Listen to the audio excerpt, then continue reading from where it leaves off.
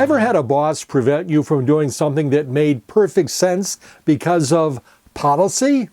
Hi, it's Bud Wilkinson, and 9 years ago when I began writing about classic cars, the editor in my head told me I could never backtrack. I couldn't go back and revisit a car or an owner that I'd written about before because there were so many others that I'd yet to discover.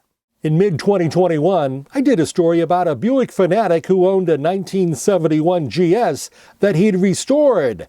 However, what happened after the story appeared makes a postscript that's worth some rule breaking. Here's the original story. Basically, I was looking for a project car. It was a long process, but I know every nut and bolt on this car. Lifelong Buick lover Alan Schultes of Winston, Connecticut, has only had his 1971 Buick GS in roadworthy shape for a few weeks, having just added a new gas tank. He found it in early 2020 sitting in a farmer's field in Maryland, a project that never came to fruition. He just didn't have time, and he definitely didn't have a garage to work on it. And he had had it for 10 years. He had bought it from the original owner. And it was starting to get very, very tired sitting out in the field. So I drove down to Thurmont, crawled under it looking just for horrible rust, expecting to see everything rusted out on the car. But there was barely any rust on the whole car. Nothing had been modified on the car. They didn't do anything weird to it with like side pipes or ugly wheels or anything like that. But that's getting ahead of the story. Schultes' love of GM's luxury Buick brand goes back to his teenage years when his family's car was a 1971 Buick Sport Wagon. We went everywhere with that car, and it was great. And I grew up with that car. That was the car I learned how to drive on.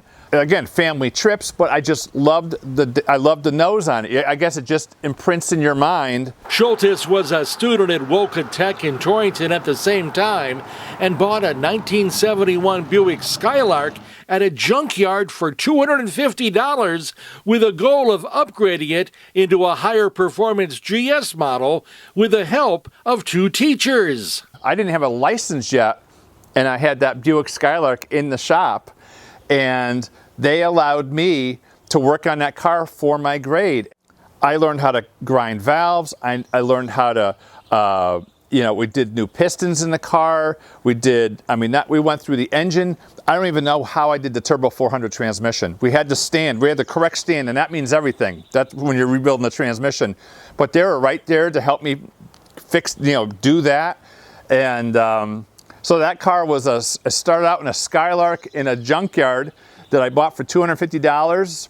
It was fire red with a black vinyl roof, and then I got it through my high school years and a lot of burnouts and smoke shows.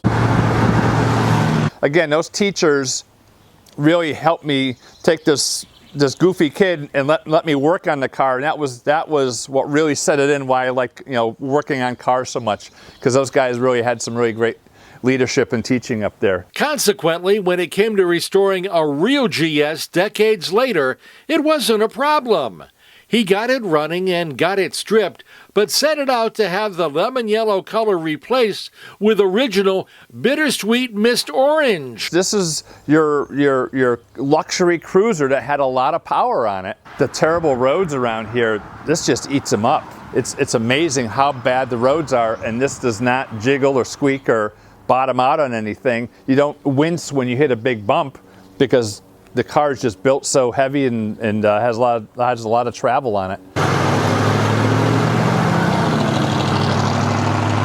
Schultes' goal now is simply to drive it for enjoyment. This isn't any kind of Greenwich Concourse car. I'm gonna drive it and use it as my time machine. Yeah, Schultes drove it for a good while until he decided to buy a new house in a different town in northwestern Connecticut. He needed cash, so he sold it. But guess what? He suffered from seller's remorse. So what did he do? He found another Buick GS relic that needed extensive TLC. He bought it and restored it. This is what the replacement GS looks like now. For Ride Connecticut, breaking rules and always looking for good stories, new or old, I'm Bud Wilkinson.